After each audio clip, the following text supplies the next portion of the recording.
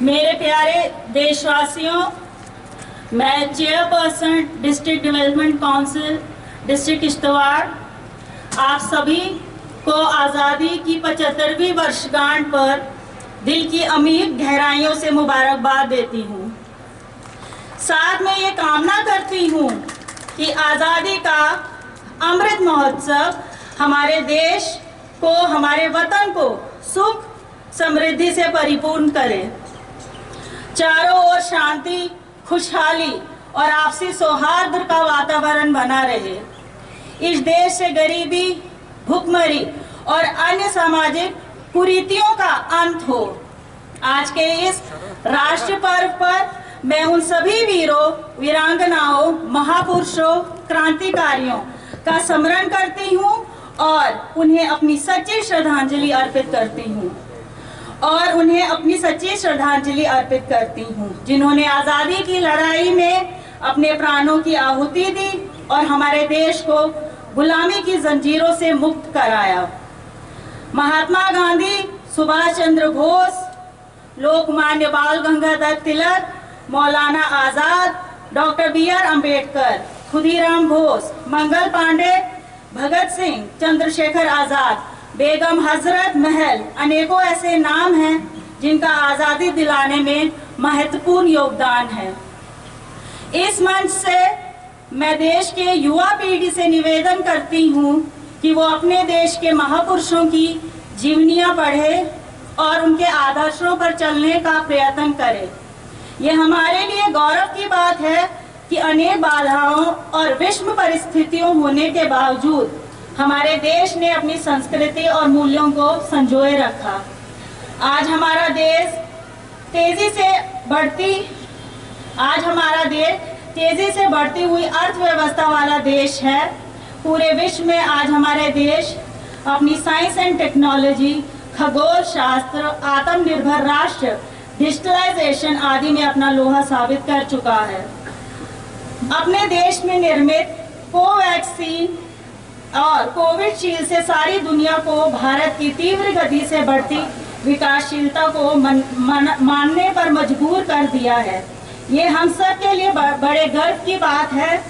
जम्मू व कश्मीर में पहली बार 3-tier सिस्टम पंचायती राज लागू हुआ है। इससे समाज के पिछड़े और निम्न वर्ग के लोगों को अपनी सामाजिक और आर्थिक दशा सुधारने का मौका मिला है। गांव का आम इंसान आज अपने गांव की उन्नति के लिए भागीदार बन रहा है। महिला आरक्षण ने औरतों को नया बल और दिशा दी है। नारी सशक्तिकरण के लिए इससे अच्छी पहल किसी और देश में देखने को नहीं मिलती है।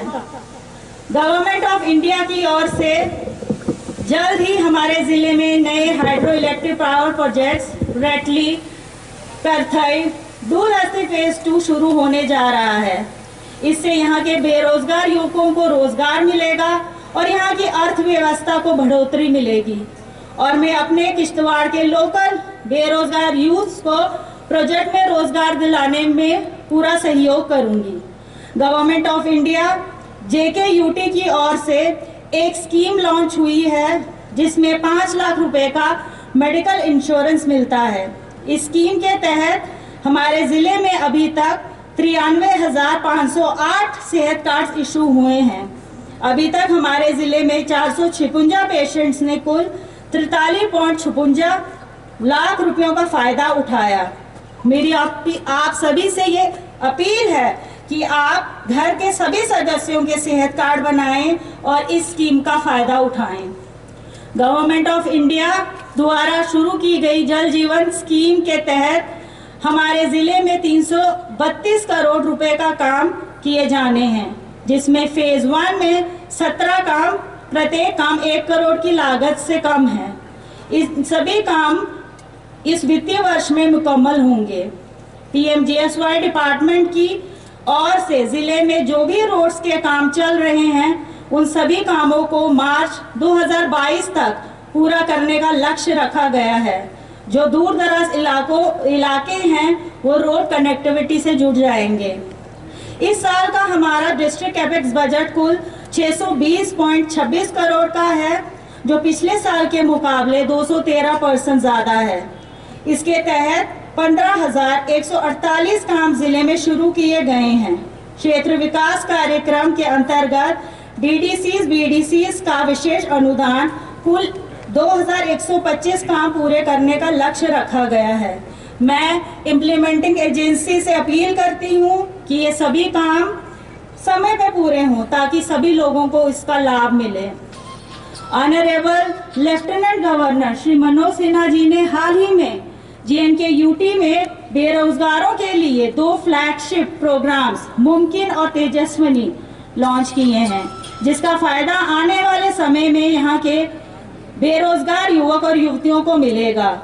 सभी बेरोजगार युवक युवतियों से मेरी पुरजोर अपील है कि वो इन स्कीम्स का फायदा उठाएं।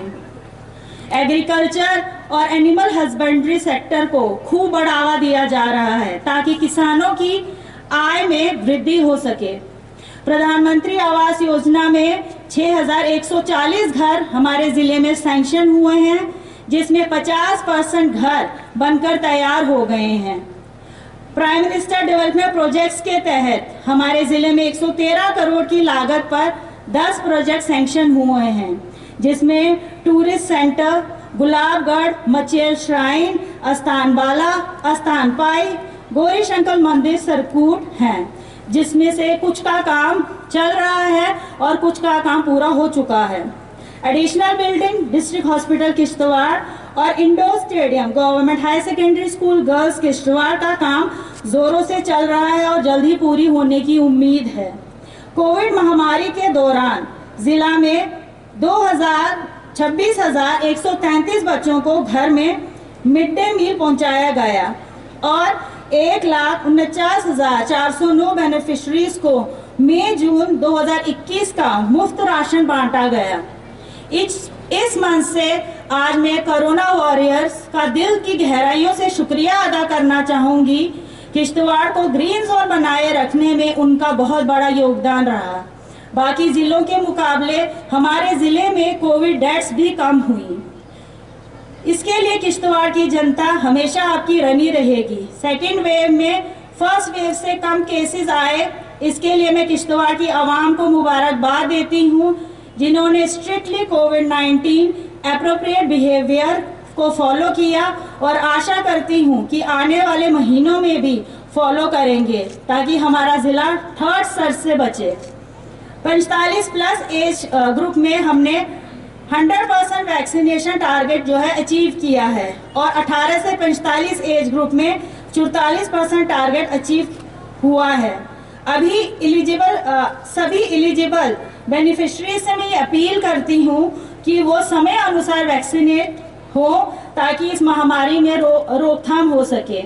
साथ ही साथ मैं किश्तवाड़ की होशियार पुलिस कर्मियों, आर्मी, CRPF पर्सनल्स का दिल से शुक्रिया अदा करना चाहूँगी, जिन्होंने रात दिन ड्यूटी अंजाम देकर लॉकडाउन मेयर्स को ज़िले में स्ट्रिक्टली इम्प्लीमेंट करवाया और ज़िले को महामारी से बचाया।